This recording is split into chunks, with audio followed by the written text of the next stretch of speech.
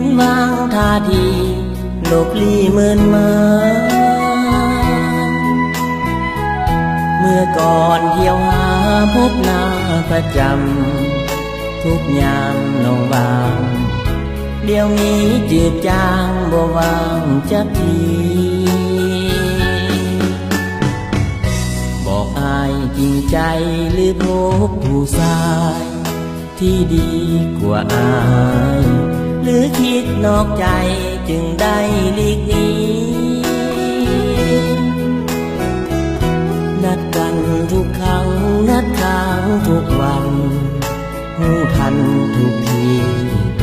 เห็นลางบ่ดีอายนี่น้อยใจนี่แหละผู้หญิงหลายใจบ่ได้ฮักจริงเปรียบเหมือนดังลิงเน่งติงก็กิ่งเครือไม้บ่วางเครือเก่าก่อนเขาจับได้เครือใหม่เขาสร้างผัวจับง่ายได้แล้วก็ไล่ทิ้มไปง่ายดีก่อนน้องจะไปอ้ายขอหลีกไกลซ้ำใจจะทนบ่ขอดิ้นรนให้เสียศักดิ์ศรีคิดว่ากุศลผลบุญเคยสร้าง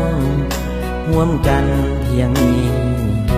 ในโลกบ่มีน้องเพียงผู้เดียว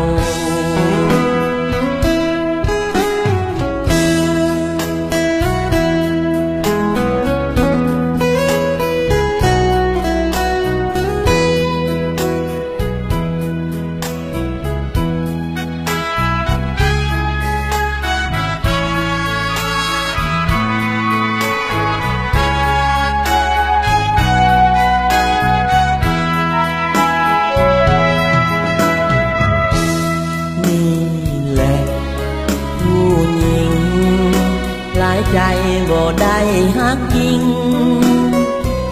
เปรียบเหมือนดังลิงเน่งติงก็กิ่งเครือไม้บ่วางเครือเก่า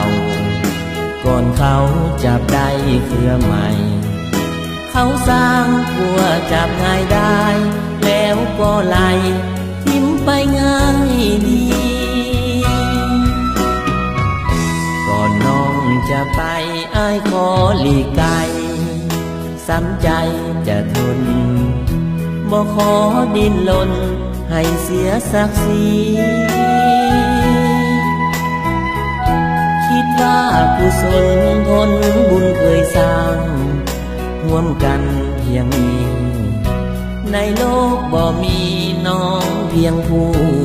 เดียว